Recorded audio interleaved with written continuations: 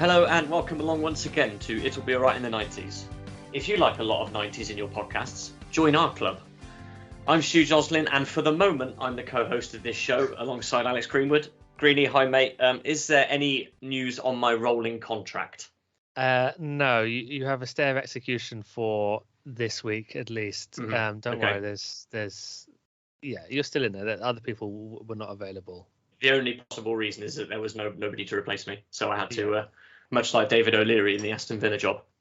This episode, we're talking to one of Britain's finest blues guitarist, Innes Sibun, about his 1990s. But first, Alex and dear listeners, I have to start with an apology. I need to start this episode by getting something off my chest, clearing the air. By the time we recorded our last episode, which was our adverts watch through, I had been to see the mighty Dan Donnelly, friend of this parish, play with the Levellers at the Forum in Bath, and I didn't report back on it. I failed to report back. Oh yeah, of course. And I'm really, really sorry. And I just wanted to clear the air now and say, Dan, thank you so much for sorting myself and wife of the pod Beth out. We had a great evening. Brilliant tickets. The band and Dan himself were fantastic. We got to meet up before and after the show, which was great.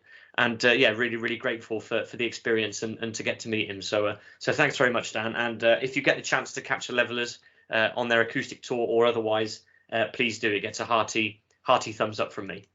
Yeah, it sounds amazing. I wish I could have been there, but it sounds like you had a good time. I'm glad to hear it. I really did. No, and thanks again, Dan, for sorting us out. Very much appreciated.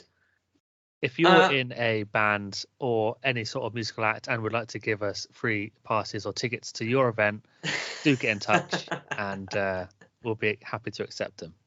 Has anybody taken us up on creating a bespoke episode of the podcast yet after we offered that service last week? Let me look. What's this? No. But the offer is still there, so yeah, please do get in touch. Please do get in touch if you'd like us to do that. Before we go any further, just a word for our sponsor tonight. We treat dental health extremely seriously on the podcast. I know Alex is a regular visitor to our in-house podcast dentist, Dr. Diath. When was the last time you went along to see him, mate? Just after Christmas, actually. Yeah. Okay, excellent. To cope with all the Christmas sweets I'd been having. Everything nice and healthy? Tip top, absolutely, yeah. Excellent, glad to hear it. Well, this is why we're so pleased to link up this week with Mentadent P toothpaste as our sponsor. You can simply quote the usual code ALLRIGHT90s to enjoy 25% off the RRP of a tube of Mentadent P at participating branches of Safeway. That's Mentadent P. Mind how you go, son. Thanks to those guys for sorting us out tonight. Brilliant. That was our family toothpaste for a good 20 years, 15 years. Ours too. It was pink, wasn't it? Yeah. Was that what the P was for, perhaps? Mentadent P for pink? Yeah, maybe. That's a blast from the past. I'd forgotten about that. Oh, well, we're very pleased to have them on board, obviously. Yeah. And it's the only toothpaste that Dr. Diath will consider using for our oral health on the podcast. So, very, very happy to partner up with those guys. Yeah, spot on.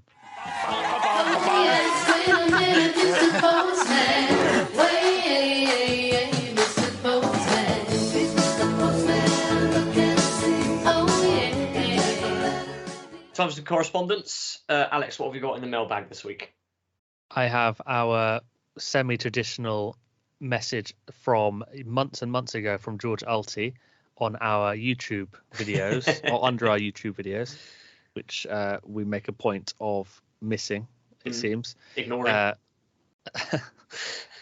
And George says, in relation to our game shows chat from a while ago, he says, Man Oh Man was quite good in that the winner, i.e. the one who wasn't pushed into the swimming pool, used to win something decent like a Ducati Monster, a motorbike, I assume. So I don't remember Man Oh Man, do you? Yes, it was a short-lived dating program with Chris Tarrant, I think. Ah, okay. That's as far as I remember it. And it revolved around people being pushed into a swimming pool. Yeah, that's the sum total of my knowledge on that, I'm afraid. Yeah, well, it sounds like you got good prizes if you could win out on that program. Absolutely.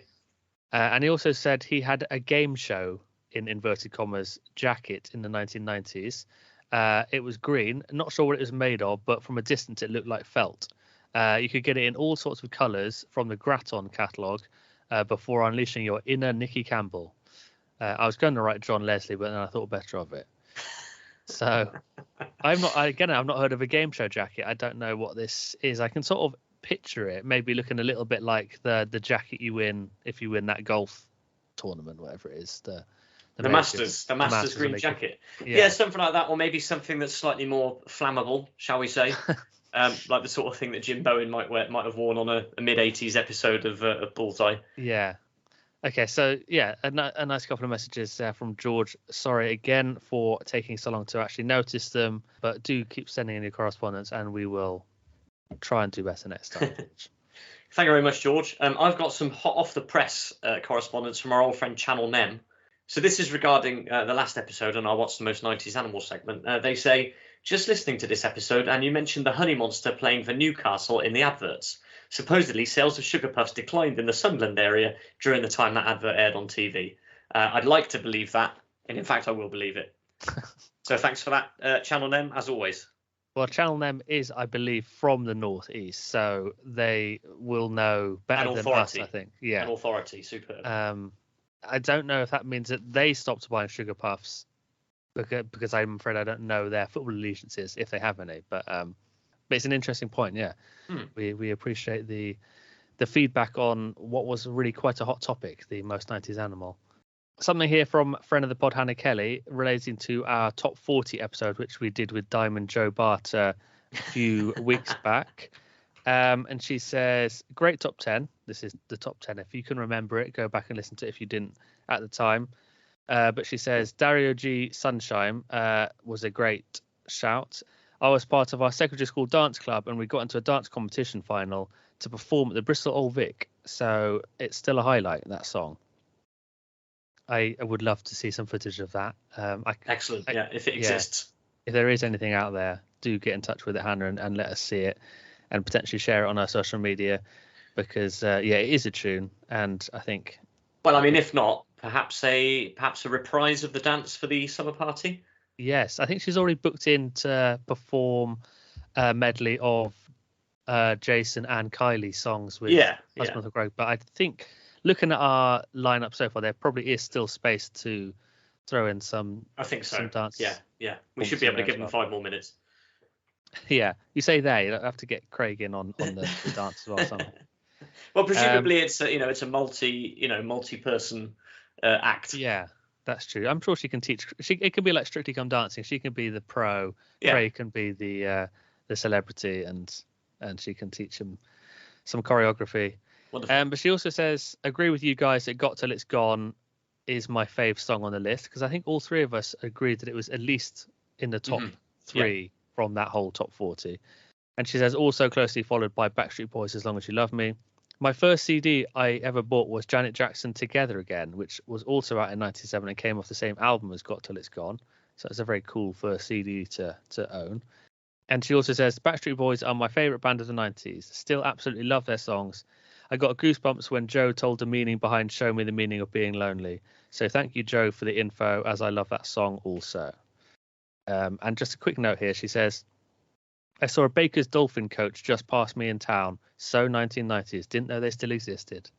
No, I didn't either. Baker's Dolphin's still going. I see them quite often on my way to work. It's a lovely blast from the 90s past, seeing an old Baker's Dolphin coach tootling past. We're definitely going to have a word with them, aren't we? Yeah, I think so, yeah. But yes, thanks again, Hannah, for your correspondence. That was lovely stuff.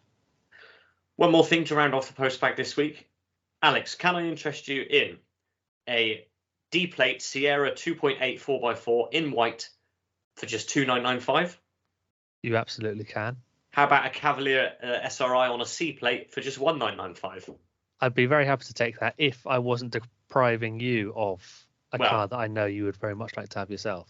There are other Cavaliers on this list, don't worry. Okay. So this is coming from legend of the pod, Tim Parker, who contacted us yesterday with a price list from Zebedee and Parney, the Ford dealer in Calne. And this is from 1994. The 0249 telephone number is at the bottom of the list. It's present there. And there's a new car list and a used car list, and we had a lot of fun looking through this, didn't we, and picking out what we would put in our theoretical garage from here. You were particularly enamoured by the Ford Probes that were available, weren't you? I was, yeah. There were 3 on the list, I think. 1 used, 2 new. I went for the 2.5, an electric blue. I've always loved a 4 probe, and the prospect of owning one from here, I mean, fills me with excitement. So I'll be getting in touch as soon as possible. Well, I was interested to note that they have a probe in the used list for the same price as one that's in the new list. And Tim quite rightly pointed out that when the cars came out, they were so sought after that actually it would take less time to get a used one than it would to be on the the waiting list for a new probe. So the used ones commanded the same price as the new ones.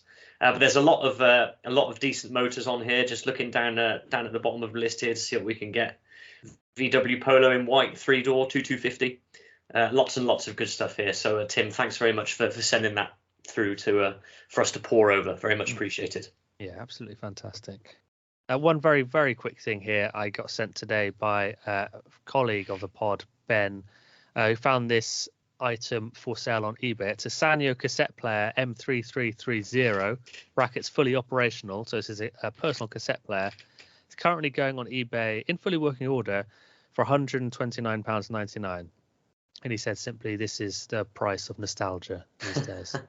So it does look absolutely stunning, and it is tempting. That has to be like brand new in box in the cellophane, surely, for like to command that price. I don't know. There's 2 on here. There's 2 for the same price, and I don't see any sign of any packaging. So I mean, maybe it'd be even more with that. But there you go. Yeah, that is the price of nostalgia.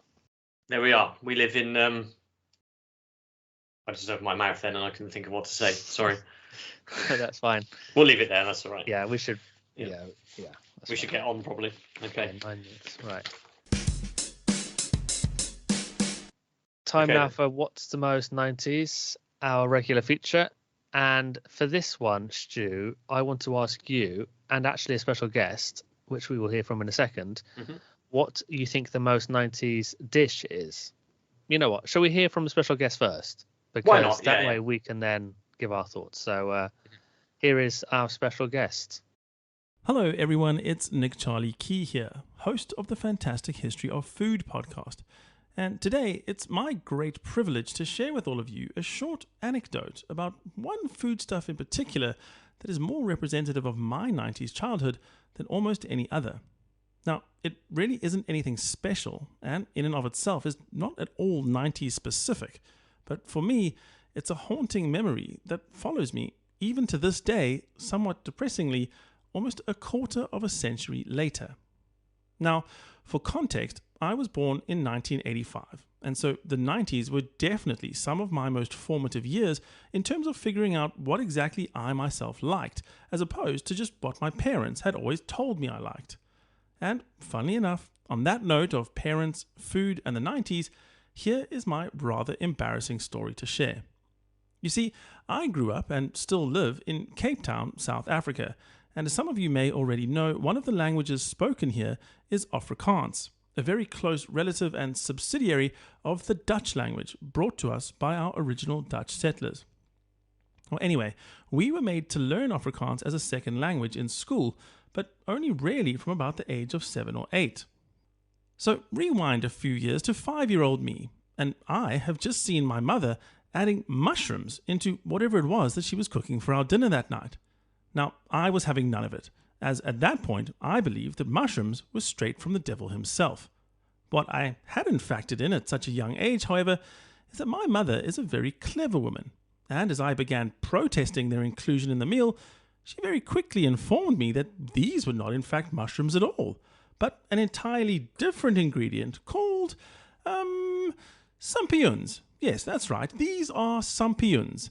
They just happen to look a lot like mushrooms, but they're not the same at all. And in fact, I know you, my boy, are going to love them. Well, my 5-year-old self was very trusting and had not yet been exposed to the harsh realities of those who love you the most betraying you in the most heinous of fashions. So that night, I happily scoffed down my dinner full of these newfangled champignons and declared proudly that I loved them. And so, Mother, from now on, no more mushrooms in your cooking, please. Only champignons. And now the wry smile that crossed both her and my father's face as she wholeheartedly agreed with me should have been enough to tip me off that something was going on I didn't quite understand. And it would be many years later, while sitting in my grade 2 Afrikaans class with the teacher innocently going through all of the names of the fruits and vegetables, that I would discover, in horror, the crime that had been perpetrated against me. So when the teacher's finger rested on the picture of those disgusting mushrooms, she proudly announced that, in Afrikaans, these were called sampioens. Oh, teacher, how embarrassing for you, I thought, as I smugly raised my little 8-year-old hand. I'm sorry, miss, I think you've made a classic mistake. Those are actually mushrooms. Sampioens may look almost exactly the same, but, as I've been assured by my mother, are in fact entirely different vegetables. Now, it was at this point that I noticed that she began to smile that exact same smile my mother had all of those years before. Needless to say, the entire felonious ruse was then explained to me in detail, and as I began pondering how to keep living in a world as cruel and villainous as this one, the nickname Sampioen Boy began to be bandied about by the grade 2 teachers. You see, I became an object lesson for those teachers who each and every year would tell their students the story of the poor Sampioen Boy and how if one doesn't adequately learn their Afrikaans vocabulary, they're simply leaving themselves open to trickery by their very own so-called primary caregivers. And even many years later, as a teenager, I would come back and visit my primary school teachers, and upon walking into that very same grade 2 class, the teacher would announce to all the children present, "Look, class, here is the Sampioen Boy I was telling you about the other day." And once more, I would forever rue my 5-year-old ignorance. Now, to finish this little segment in the spirit of which I'm sure it was originally intended, I have some very fond memories of 2 particular treats that I would save up to buy from the local corner store. Now, the first of these was a 90s classic and was a variation on that ubiquitous frozen milk-based drink in a packet, which in my hometown were known as Milky Moos. And they came in a variety of flavors with your classic chocolate and strawberry, but also ventured into some rather more fringe territories with their lime milkshake and blue bubblegum flavors, the latter of which simply tasted like very cold toothpaste. And then lastly, we had Papa Bites. Now, these were packets of what were ostensibly sold as chips or crisps, depending on your nationality, but were in reality just the heavily flavored, crispy offcuts of samosas. Oily, crispy, overly salty, they were literally the perfect snack. And with that, I must leave the crew to get on with their fantastic show, and thank you for allowing me to share my deepest shame with you all. Much love, Nick, the Sampioen Boy. Absolutely fantastic there from Nick. We really appreciate you sending that in, Nick, and some brilliant thoughts. Sampioens Boy, as we should actually refer to Nick, I think. It's a great story. And a couple of things you added at the end there. The Milky Moos, I think, to me, sound like mini milks. Stu, do you remember mini milks? Yeah, very much so. Yeah. I think that's the UK equivalent. And mini fruits also came along a little bit later. And the Papa Bites he references, the offcuts of samosas sound absolutely incredible.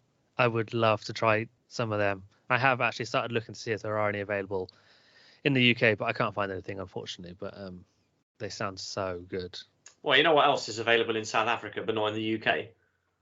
What's that? Oh, yeah, of course. Cadbury's Astros. Yes. So we need to get a care package sent over. Or we could wait until a well-known high street discount chain starts selling samosa offcuts. Yeah. Okay, so Stu, what do you think about the most 90s dish? I need to go back to 1958 first, and the founding of the company Findus, who went on to give me my dish of the 90s. So when I was at primary school, so obviously you'd be home I would be home from school at about 3:20, and then in the summer months we live just down the road from the park, so it would be a case of get changed, back out to the park, playing football or whatever. And I wasn't going to actually mention this, but I will, because it fleshes out the story a little bit. My nan and granddad lived down the road from me and my parents, but opposite the park, or the specific part of the park where we would play. So when my dinner was ready, my mum would phone down to my nan, who would then go out into her front garden, call me and let me know my tea was ready, and I would run back up the road. And invariably, I would find something like crispy pancakes, chips and beans on the plate. Now, I know crispy pancakes will resonate with 70s and 80s kids as well, but they certainly do with me. They were a real foundation of my dinner times growing up, and certainly in the 90s. And just the mere thought of one, I still see them in the freezer section today when I'm doing my food shop. I've been tempted to purchase some, but I've resisted it so far because I don't want anything to tarnish the memory of how it is, in my mind from the 90s. So my most 90s dish, it has to be crispy pancakes. Oh yeah, great choice. I've never had one, never tried one. It's just a name to me. Actually, sadly, thinking about it for both of us, I'm not sure that there is a vegetarian crispy pancake on the market. I'd be surprised. I have to look into it, but I'm not sure there is. So maybe maybe it's been taken away from us for good, Possibly. It seems like the sort of thing that's quite far down the list of products that they're trying to turn into a veggie vegan equivalent. But you never know. You never know. I have noticed that Aldi have started doing their own version of Pop-Tarts, which are vegan. So that's one new thing I can put back on my menu, which is another 90s food, actually. But that's not my choice. I have gone for slightly tenuous. I'm not sure.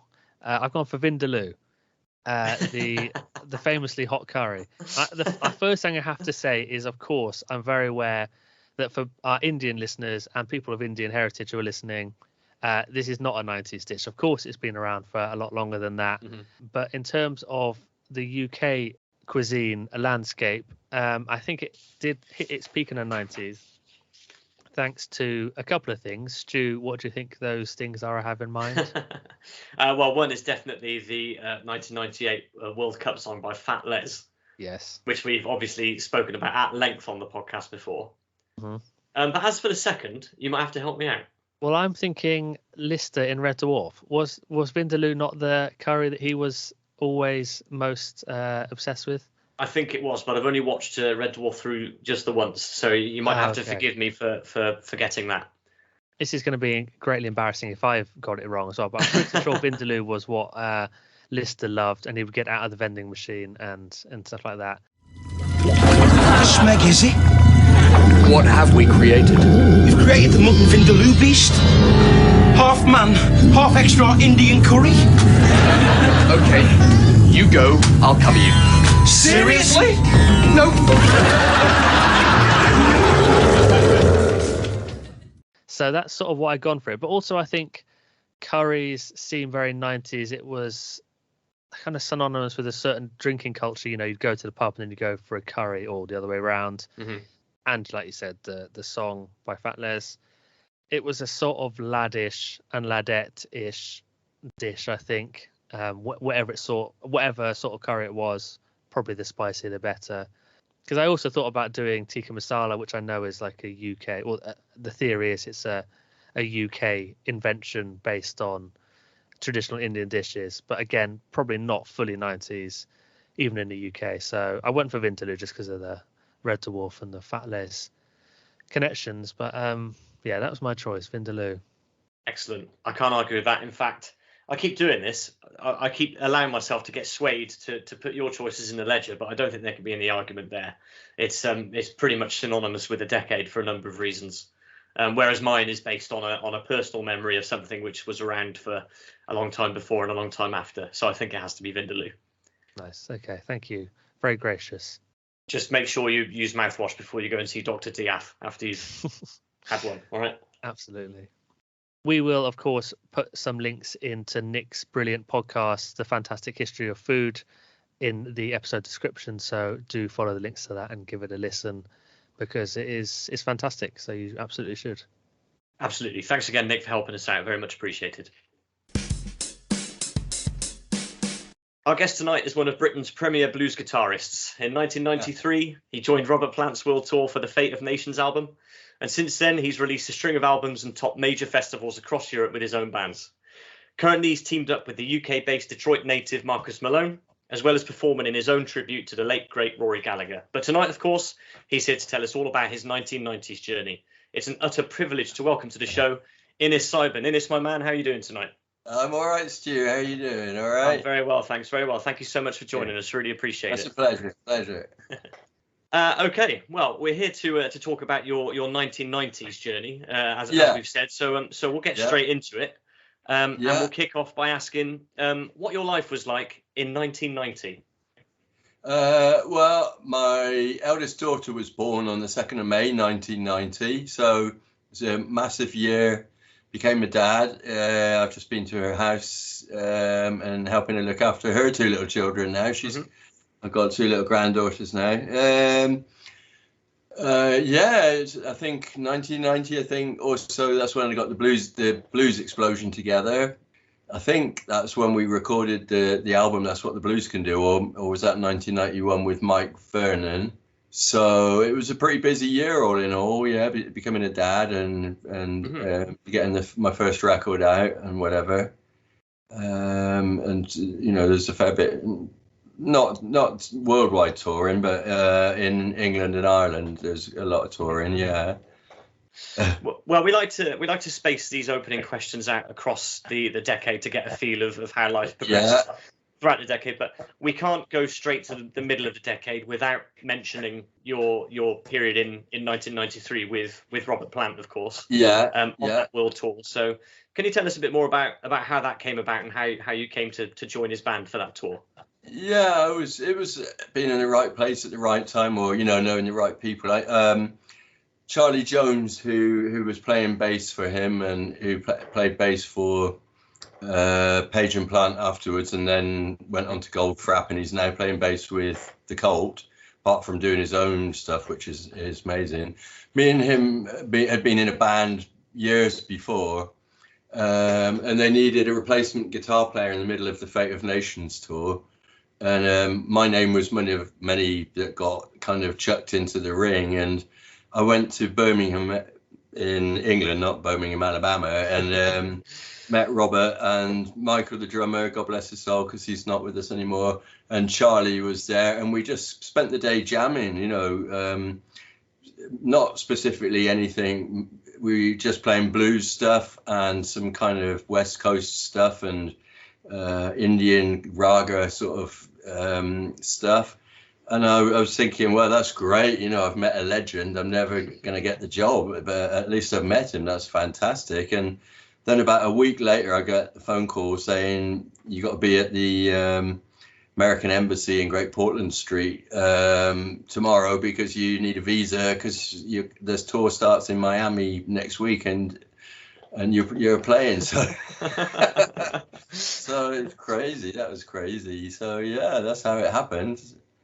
So just a lot, being lucky, really, being in the right place at the right time. I guess I'm quite an easy person to get on with. Robert's a very jovial kind of bloke, and he likes people that fit in, that aren't not troublemakers or whatever. So I think that's part of the reason as well. So yeah, look. Where else did you go on that tour? Mainly around the United States, but we went to South America and Europe. We went to Brazil, Venezuela, Mexico, Argentina. Oh, crikey. We did the Rock in Rio festival in Sao Paulo and in Rio. We did a couple of shows in England. We did the Brixton Academy and Wolverhampton Civic, and we played in Germany, Switzerland, Austria, all around France, Italy. So yeah, it was a lot of fun. It was just a big whirlwind from. I was used to being like in a transit van, and trying to keep your feet warm in the winter, to being all of a sudden to being in jets and stretch limos and stuff. It was weird. Yeah, incredible. Sounds amazing. Yeah. So where did you find yourself in the middle of the decade then, coming up to 1995? 1995. Whereabouts were you? Well, funnily enough, that's when my second daughter was born. That's when my daughter Daisy was born. I remember actually when I found out that she was on her way. I was actually in New York. I was working on my second solo album for Viceroy Records. And I was actually at the hotel, and I got a phone call saying Amy's going to have a sister, and so I was signed to Viceroy Records in Germany and America. So this was my second album for Viceroy, Honeypot. So yeah, we were pretty much constantly touring, mainly around Germany, Holland, on the continent, really, Europe. Again, still busy with the music, really. So the album Superstitious. Yeah. Was that around this time as well? Sort of 95, yes, 96? That was the first one. So that would have been 90. Actually, yeah, that would have been 90. No, that would be 95. Yeah. Mm-hmm. Yeah, so it was Superstitious. That's 95. Yeah, sorry. Superstitious was a year later, I think. Yeah. Honeypot was a year later, sorry. Yeah. I had to mention it because the Superstitious album was really my first experience of Innes Sibun, because right. I knew you were coming up at the Two Pigs, which is a pub that gets many mentions on this podcast, as you might imagine. Yeah. And I found this album, and I was just really taken by it. There's my favourite song on there is I'll Be There.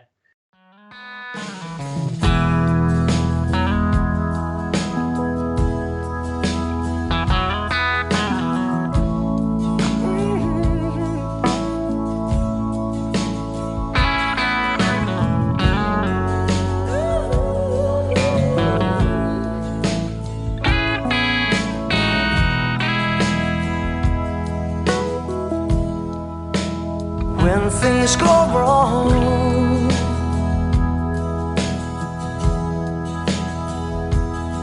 with your life,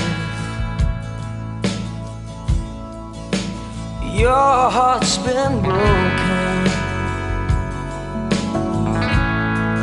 the pain cuts like a knife. Yeah. Which I think, with your permission, we'll play a snippet in. Of course, on the pod. Yeah. Well, we did the single. We even did a video for that. I mean, that was at the stage of my career when they were still chucking money into it. So they put I think we got a budget of £9,000 to make a video, which actually ended up on MTV. Oh wow! Would you believe? I know. Would you bloody believe it? Yeah. Oh, excuse my French. MTV. So that got played on MTV. Yeah. I don't think I've ever seen that. Is it on the internet anywhere? Can we see it? I think you can have a look at it on YouTube. Yeah, okay. I think it's on YouTube. Right, we'll bash a link up to that as well, because we got to see that. Yeah. Yeah, it's quite funny, really. Yeah, in fact, Amy, my eldest daughter, she's in it. She would have been, about five then. Yeah, she was 5 then. I'll be there when you need me most. If I have to walk from coast to coast, I'll be there when you're feeling down. Hold you tight when there's no one around. So, moving on then towards the end of the decade. So, if we speak about 1999, so just around the turn of the millennium, more solo albums? Yes, yeah. After I'd done 2 records for Viceroy, I did 2 records for Provoke Records, which was great because they were based in Holland. So we did a lot of touring in Europe. So it's just more of the same, really, really, really busy. I was still keeping. I'd gone back to my day job because I'm a qualified, I'm a registered nurse. I did my nurse training when I left school, so I'd gone back to working for the agency, for a nursing agency, which I'm still doing now. So, but yeah, still doing lots of touring, making records, and then touring them. It was, it was before Spotify and all that stuff kind of ruined it, really. You'd bring an album out and it'd be promoted, and we would get in the tour bus and off we'd go, playing every night, and it was good. It was good fun, and we sold a lot of records for a blues rock band. But yeah, that was kind of that's where I was at around that time. Yeah, Provoke Records. The first one I think was called Stardust, and then I did a live record for them And I can't even can't remember what it's called even. I think it was a live album. Yeah, I did a live album, I think. I don't listen, once I've recorded an album, I never listen to it again. I don't want to hear it again. Just to know that it exists is enough for us. That's fine. Yeah, exactly. Yeah. I don't want to hear it again.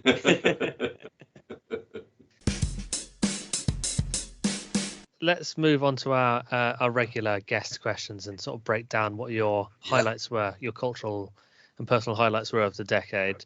Starting with cars, what was your favourite car of the decade?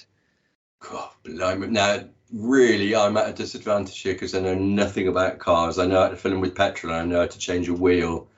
I've got to be honest and say whichever car I had at the time, which I really don't know if whatever car I hadn't crashed at the time. I'm a terrible driver, so I really honestly can't answer that because I know nothing about cars. Sorry.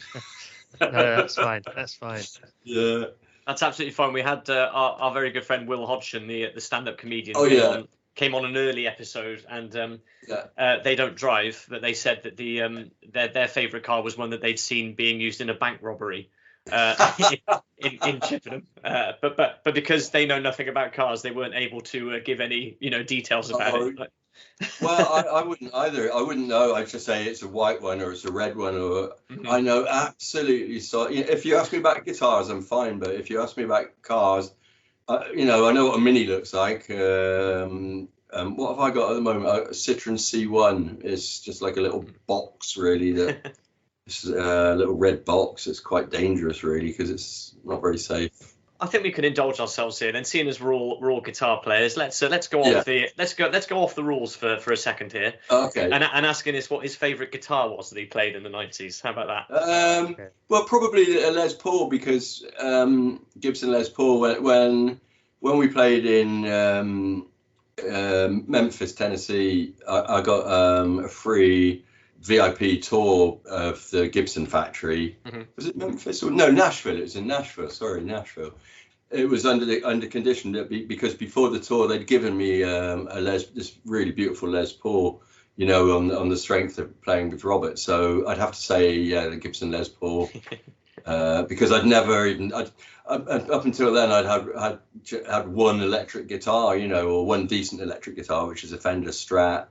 So to actually even touch a Gibson Les Paul, it was just amazing. So yeah, it would have to be that beautiful Sunburst Gibson Les Paul that they gave me, which unfortunately the headstock broke off, so it bit the dust, unfortunately. Oh no. You didn't have to return it. No, they gave it to me. I'm glad. They also gave me a Chet Atkins guitar as well, which I played on the song "Thank You" off of Led Zepp 2, but I had to return that, unfortunately. Okay. Wouldn't mind hanging on to that. That was good. Yeah. So, well, let's move on. Let's stay musical, and we'll move on to something which is maybe a little more in the ballpark. So your favourite 90s album and musical act, and we'll take, we can take several answers here, because we've been told before by our guests that this is an impossible question to get down to just one.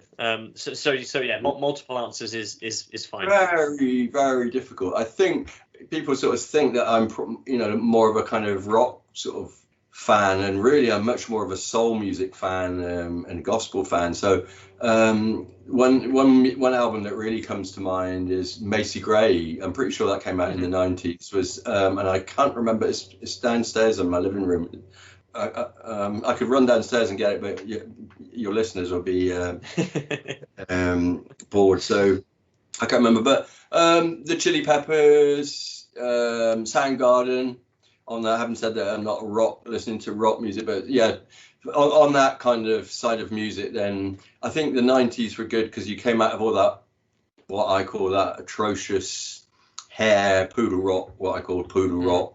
It's taste thing, isn't it? To be honest, I can't even name any of them because I wouldn't listen to them. But then you got bands like Soundgarden and Alice in Chains and whatever, and suddenly it's like, wow, suddenly music is really, great again as rock music. I remember when we did the California leg of the tour when I was in Robert's band, we had Stone Temple Pilots with us. And they were fantastic.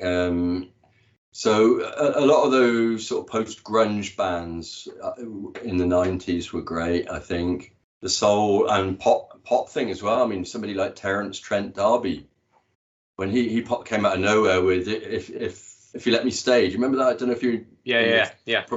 And I thought, oh, wow, it was fantastic, you know. But then he came out with that second album and it just bombed and he disappeared. But there were so many great bands, I guess. But I'm such a traditionalist. I still listen to Robert Johnson and Skip James and people like Freddie King, and you know, so a lot of the, like today's music, it all passes me by. You know, I just haven't got the first idea. But you had Stevie Ray still, didn't you? Stevie Ray Vaughan and Johnny Lang and Robert Cray. But they I guess they were more 80s, but they were still at the forefront of blues music, weren't they? So they kind of brought blues back into popularity, really. And also around that time, I got to admit, I did like some of that rap stuff. I quite liked Tupac Shakur. Some of that stuff I thought was really good, really clever. Blackstreet, I thought they were really good. I've got, you know, real sort of open tastes. I listen to everything from Chopin to Mongolian throat singing to whatever, as long as it's good, I listen to it, you know. So yeah, some of that, it was really groundbreaking, you know, Tupac Shakur and some of like I say, Blackstreet. I thought they were fantastic, Hot Diggity and all that kind of stuff. Oh, let me think. Yeah, there was about Travis. I remember. I'm just trying to think of some of the albums. Travis. They were great. That first album they did, that Your Driftwood. I think that was a single, Driftwood. And also thinking more, like Brit pop, because I know that was the kind of thing. Supergrass. Their first few albums were absolutely fantastic. In It for the Money, I remember that album. I think that's 90s. So Fun Loving Criminals. That was around that sort of time. I remember thinking how great they were. They mixed up. They got the hip hop thing going with the rock thing, and there was some jazz in there. So Fun Loving Criminals, definitely. That was I've got all their albums. So that was from the 90s. So yeah, I'm just sort of trying to get the brain into gear here. But yeah, those are a few albums for you. Anyway, yeah. That's one of the widest ranging answers we've ever had, I think, from Macy Gray to Mongolian throat singing. That's amazing. Well, you get these musicians on, and then this is what you ask for, isn't it? Really, absolutely. You're Yeah, gonna get the expertise. If you don't open your ears up, you're not going to hear lots of different influences and whatever. So I like to listen to everything. I like to give everything a chance. Anyway, having said that, I don't listen to a lot of today's music, but.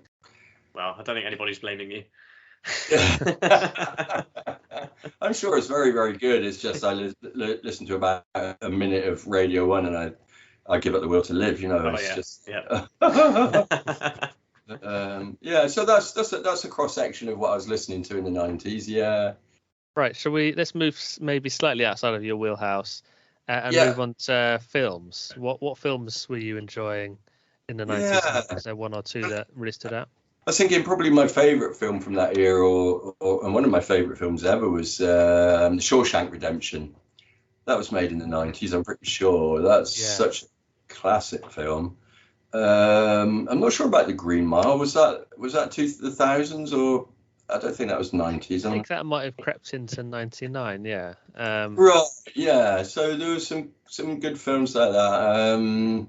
Trying to think, I didn't really that period in my life. I was so busy traveling a lot. I didn't have a lot of time to. I can remember the Titanic. I remember watching that in a cinema in Hamburg. We had the night off on tour, and we went and watched Titanic. And we were all so homesick. We'd been away from home so long that we were all.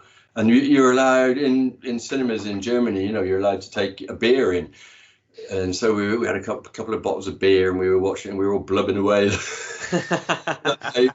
The English language version of it in a cinema in Hamburg, and I think we were the only people in there. So that brings back memories. It's not one of my favourite films, but definitely The Shawshank Redemption, I think, is probably one of the best films ever made of that generation. Have we got the stats on the Green Miles release date there, Alex? Yeah, I've looked it up, and it was 1999. Yes. Excellent. And Yeah. coincidentally, it's Yeah. directed by the same person who directed The Shawshank Redemption. So. Oh wow! Well, there you go. Both prison films. So Yeah. Yeah, he had a genre. The Godfather. I mean, I'm like, I don't know about Goodfellas. That was probably a bit earlier than the 90s, wasn't it? Or was that? That was 1990. Yeah, that was. Yeah. Well, it was 1990. Well, Goodfellas is one of my favorite ever films. I love all those mob, Carlito's Way and The Godfather, and I love all those mobster ones. You know, the Godfather trilogy are fantastic. But yeah, Goodfellas, stunning film, brilliant film. Over to a topic then. Again, it's one which is sort of polarizing with our interviewees. Either it's something you're really into at the time or you weren't. So we want to talk about computer and video games. Are you a big gamer, or were you a big gamer back in that time? Well, funnily enough, in those days, yeah, I was. I was really into, or I used to play a game called, what was it called? In fact, I actually ended up with tennis elbow because I got repetitive strain. What was it called? Quake. Oh, right, okay. And Quake 2. They were like alien sort of, you shoot things up and you chuck grenades at all these aliens and whatever. And I really got into that, so much so that my, writing songs and playing the guitar suffered because I'd be sitting on the computer for 10 hours a day. And then I got into this game called Half-Life. If you've ever heard of that, again, it's this kind of alien thing. And I sort of really became obsessed with that. And then they brought out Half-Life 2, which was even better. It was like, oh my word. So I lost months of my life playing those excuse my French, playing those games. Yeah, honestly, I just think, I'll just finish this one more chapter or whatever you call it, and then I think, oh no, I'm just gonna, just waste a few more aliens. And so, yeah, Quake and then Half-Life is the answer to that. Mm-hmm. Yeah. Spot on. Absolute stone cold classics of the 90s, I'd say. Both. Oh, definitely, yeah. I was so immersed in it that I'd be playing it for hours and hours, and then I'd go outside, or I'd go out in my car or something, and I'd be actually looking around, see something, and think, oh my god, is that an alien? Or going to lob a grenade around that corner. Or it became quite worrying, Absolutely. Yeah. Alex, do you remember we had there was like some sort of Half-Life club at school? Do you remember that? Yes, I did. Yeah. What was that? They used to be able to link up all the computers in the computer room, so that you have like massive, like co-op games or whatever. I'm sure that was the thing. I'm sure. I did that. Yeah, for sure. Yeah. Lasted a bit longer than Steve Taylor Beasley's Robot Wars Club. Definitely. By all accounts. Yeah. Oh, it was so addictive. Yeah. It's a really addictive game. And it's so clever. I mean, it's just, wow, how did they do this? I must have, although I'm going to admit, I'm going to come out with it and admit, I did used to sometimes look up the cheat modes, because you could use the cheat modes to avoid, like taking the hits or whatever. So sometimes I did use, or if I was having real difficulty solving a problem in one of the episodes, then I would Google it and find out what thing to flick or where you had to or smash some boxes up or whatever. But yeah, I was hooked. Another exclusive for the podcast there. It's going to be in the newspapers tomorrow. Okay, let's move on then to television. It sounds like you maybe didn't have that much time between all the computer gaming and the world tours, but what were your favorite TV programs of the 90s? Well, I'd have to say for the overall, and Stu will know what I'm talking about, would be Father Ted, really. That's my favorite, probably the comedy I think that's ever been made, and it's just such classic telly. That was 90s, wasn't it? Father Ted. Yeah. So that I still watch Father Ted now. I know it off by heart, every line off by heart, and I still laugh like a drain when I watch Father Ted. Apart from that, let me think. I mean, I'm not a soap opera watcher. I'm not really. I like documentaries. So apart from in football, obviously, as you know, I'm West Ham. So obviously, I would have been watching Match of the Day. I would have been watching. I'm not sure if we had Sky Sports and BT Sport in those days. Did we? Probably not. I don't think I did anyway. Well, Sky came in obviously at the start of the Premier League era, so 1992. Yeah. So it would have been around, but I think comparatively few people actually had it. So I probably couldn't afford it though. I just didn't have it. But so yeah, definitely Match of the Day. Any David Attenborough documentary, any wildlife documentary, and top of the list, top of the trees, always going to be Father Ted though. I'm just trying to think what other comedies were around then, but I can't really think of anything that would measure up to be as good as Ted, really, because Ted broke the rules, really, and nobody's ever, in my humble opinion anyway, there's nothing been as, well, Derry Girls is funny, but that's not 90s, you know, but Ted for me was the best. No, an excellent choice. I had a feeling you might say that as you alluded to. I'm so predictable. After everything we've shared over the years, it's funny you should mention Match of the Day because a friend of mine when obviously the whole Gary Lineker story broke a couple of weeks ago. Oh yeah. A friend of mine when he got taken off air, a friend of mine messaged me and said, "I wonder how Gary's holding up," and then sent me a screen grab of Henry Sellers. Me,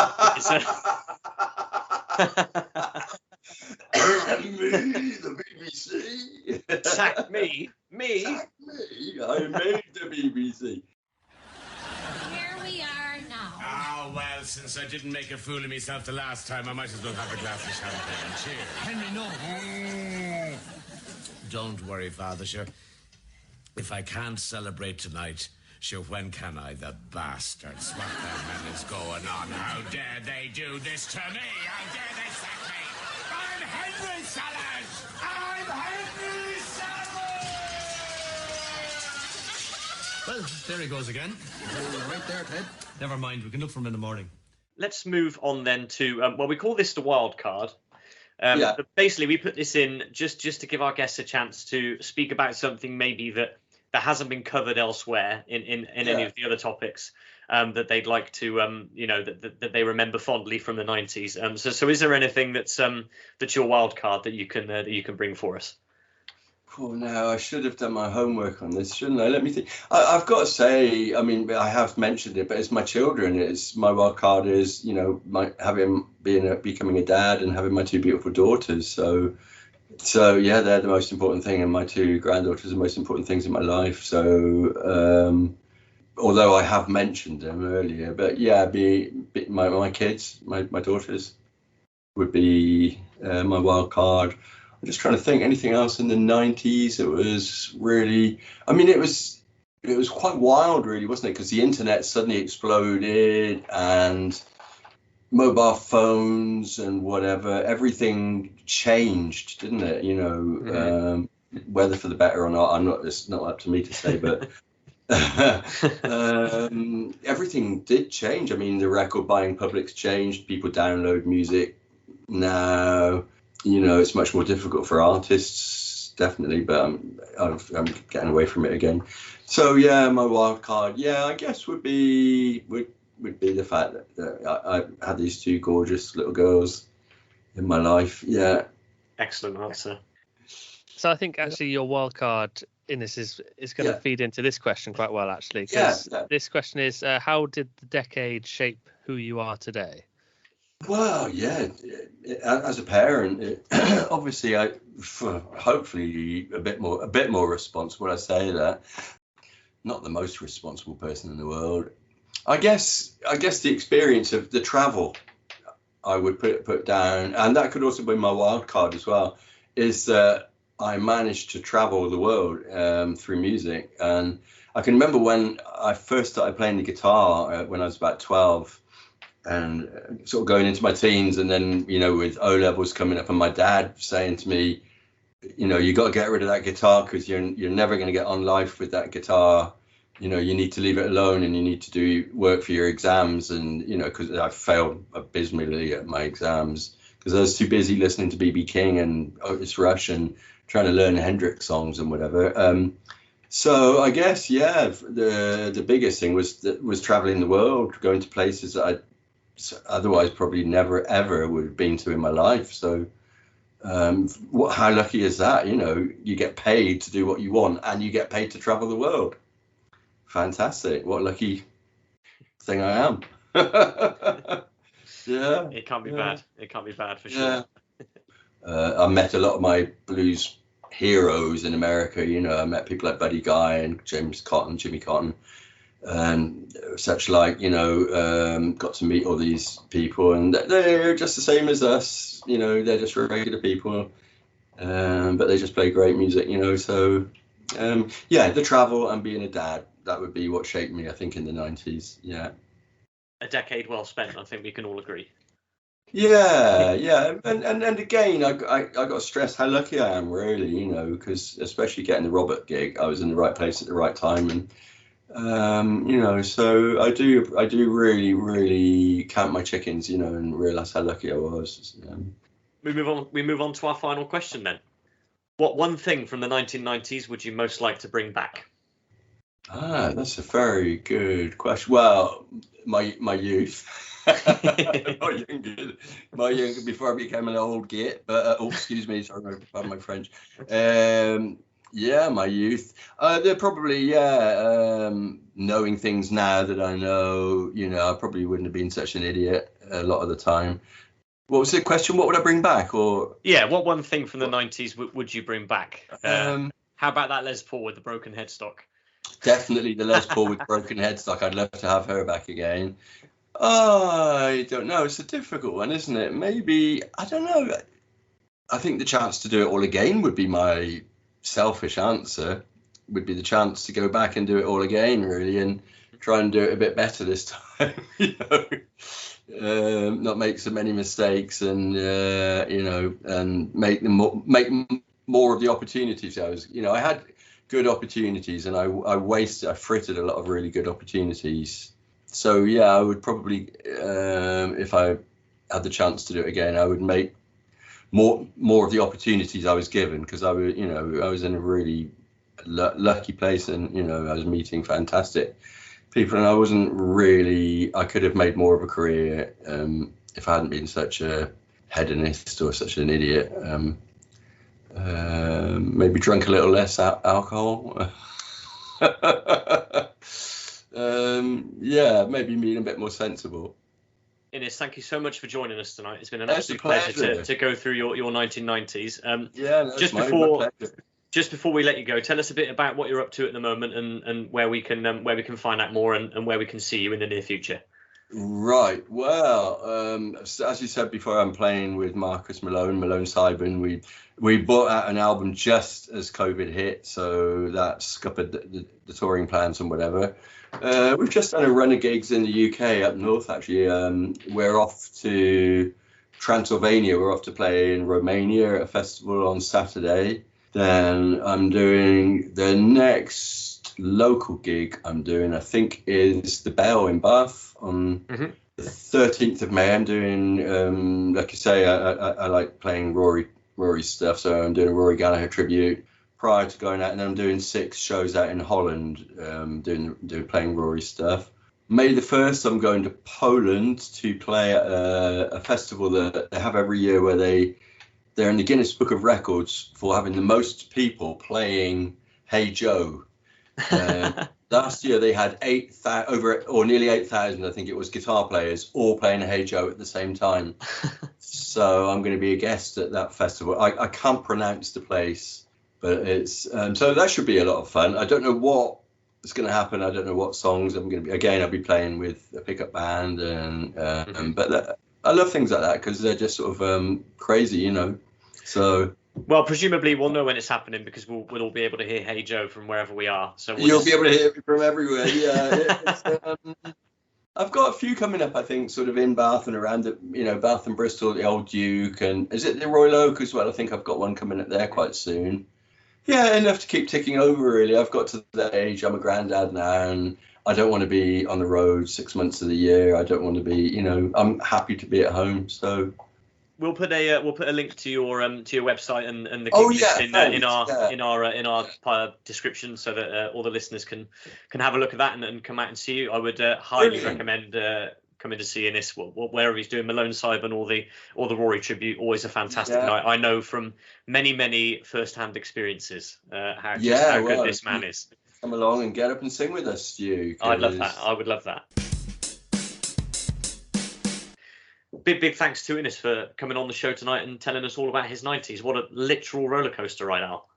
Yeah, incredible. Just it's fascinating to think that he sort of was suddenly launched into this world tour with one of rock's most famous ever names, and sort of went around all those massive gigs and different countries, and then sort of settled back down into a more quieter life, but still rocking. And also the fact that he's a nurse as well, he's obviously a hero out of the limelight as well. So it was it's just great. I should have mentioned during the interview, but I should mention I know that Innes went back to nursing during the pandemic, while obviously he was unable to perform, and he went out there and served the country in that way. So big thanks to him for doing that as well, for doing that obviously during that time, and he continues to do so as well. So obviously a great man all round. Yeah, absolutely fantastic. Yeah, real honour to have him on. In typical It'll Be Alright in the 90s fashion, we don't know what we're talking about next time. However, we do know what we're talking about the time after that, and we're going to be going over our primary school memories from the decade. And, of course, we want to hear from you, don't we, Alex? We do indeed. We think this topic is perfect for correspondence from you, the listeners, all your stories in any shape or form, whether it's something you've always wanted to get off your chest or something that's just occurred to you. We would love to hear from you, and we can read it out on the pod. And yes, it can be anonymous if that's how you would like it to be read out, or you can give us your name and if you're very proud of the story. But whatever it is, please do get in touch, and we'll make it into one big sort of sharing experience of all our memories of primary school in the 90s. Oh, sounds lovely. And in the meantime, we'll try and think of something to talk about next time. Let's keep thinking. Where can everybody get in touch with us if they want to speak to us about anything that's come up tonight or anything else on the pod in the past? Well, we urge you to log onto the World Wide Web and find us on our link tree, which is linktr.ee/allright90s podcasts. That's 90s with 90s. But of course, we will send a link to that in the episode description, so you can just click on that and you'll find us everywhere on social media and all the different listening platforms we are on. So please do get in touch. Absolutely, we'd love to hear from you. I guess that just about wraps us up for this time. So until next time, many thanks for listening. I'm just off to go and find my copy of the Macy Gray album. And I'm just off to try and resist playing Half-Life again, because who's got time for that these days? But that really resonated with you, didn't it? It did indeed, yeah. Bye for now. Cheerio.